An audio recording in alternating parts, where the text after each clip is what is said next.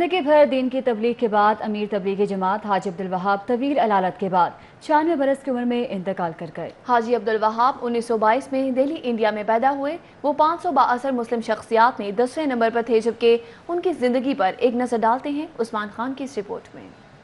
ممتاز عالم دین حاجی عبدالوہاب 1 جنوری 1922 کو دلی میں پیدا ہوئے۔ آپ کا بائی علاقہ سہارنپور ہے۔ تقسیم ہند کے بعد ہجرت کر کے پاکستان آئے اور وہاڑی کی تحصیل بوریوالہ کے چک 331 میں سکونت اختیار کی۔ حاجی عبدالوہاب نے اسلامیہ کالج لاہور سے گریجویشن کی۔ اس کے بعد بطور تحصیلدار نوکری شروع کی، لیکن دعوت و تبلیغ کے لیے سرکاری ملازمت کو خیر آباد کہہ دیا۔